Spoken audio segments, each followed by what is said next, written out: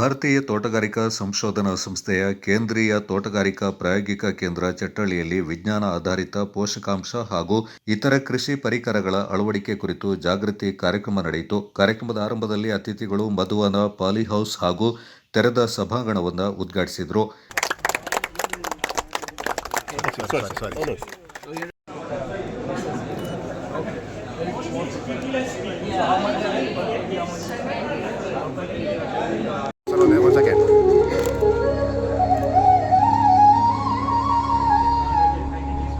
ಕೇಂದ್ರದಲ್ಲಿ ಬೆಳೆದ Arka supreme, Arka Coorg butter fruit ಸೇರಿದಂತೆ ವಿವಿಧ ಹಣ್ಣು ಹಂಪಲುಗಳು, ಸಾವಯವ ಗೊಬ್ಬರಗಳು, ಪೋಷಕಾಂಶಗಳು, ಹಣ್ಣಿನ ಗಿಡಗಳು ಹಾಗೂ ಕೃಷಿಕರ ತಾಜಾ ಜೇನು ಪ್ರದರ್ಶನಕ್ಕೆ ಇಡಲಾಗಿತ್ತು.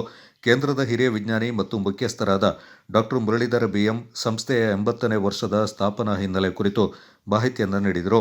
ಈ ವರ್ಷ 1 ಲಕ್ಷಕ್ಕೂ ಹೆಚ್ಚು ತೋಟಗಾರಿಕಾ ಗಿಡಗಳು, 60,000 ಬಟರ್ ಫ್ರೂಟ್ ಗಿಡಗಳು ಹಾಗೂ 10,000 ಕೊಡಗಿನ ಕಿತ್ತಳೆ ಗಿಡಗಳಿಂದ ಮಾರಾಟ ಮಾಡಿ 1.20 ಕೋಟಿ ಆದಾಯ ಗಳಿಸಿರುವುದಾಗಿ ತಿಳಿಸಿದರು.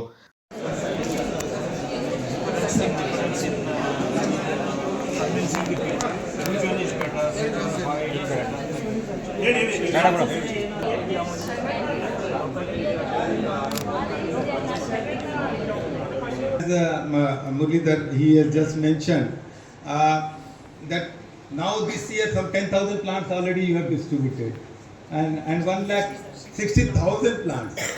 So I am sure that in over the period of time definitely it will be fully flooded and India will be surplus. So I'm really see last year some 200 countries I think we have exported the agri products. And import permits, I think it was lesser than the export permit, like PSCs. Doctor SN Sushil ಮಾತನಾಡಿ, ಕೃಷಿ ಅಭಿವೃದ್ಧಿಯಲ್ಲಿ ತೋಟಗಾರಿಕಾ ಕ್ಷೇತ್ರದ ಪಾತ್ರ ಮಹತ್ವದ್ದಾಗಿದ್ದು, ರಾಸಾಯನಿಕ ಕೀಟನಾಶಕಗಳ ಬದಲಾಗಿ ಜೈವಿಕ ಕೀಟನಾಶಕಗಳನ್ನು ಬಳಸುವಂತೆ ರೈತರಿಗೆ ಸಲಹೆ ನೀಡಿದರು. ಪ್ರೊಸೆಸಿಂಗ್ ಯೂನಿಟಿಗೂ ನಾವು ನಮ್ಮ ಸೆಕೆಂಡರಿ ಕಡೆಯಿಂದ ಅವರಿಗೆ ಧನ ಸಹಾಯ ಮಾಡಬಹುದು. ಲಾಸ್ಟ್ ಇಯರ್ ಸ್ವಲ್ಪ ಇಕ್ಕಟ್ಟಿತ್ತು, ಬಟ್ ಈ ವರ್ಷ ಅವರಿಗೆ ಆಗುತ್ತೆ. ಅದೇ ರೀತಿಯಾಗಿ ಈ ಸರಿ ಸರ್ಕಾರ CM ಕೃಷಿ ವಿಸ್ತಾರ ಯೋಜನೆ ಅಂತ ಅನೌನ್ಸ್ ಮಾಡಿದೆ. ಅಂದರೆ ವಿಶೇಷವಾಗಿ ಸೆಕೆಂಡರಿ ಕೃಷಿಗೆ ಒತ್ತು ಕೊಡೋಕೆ ಒಂದು ಅವಕಾಶ ಕೊಟ್ಟಿದೆ.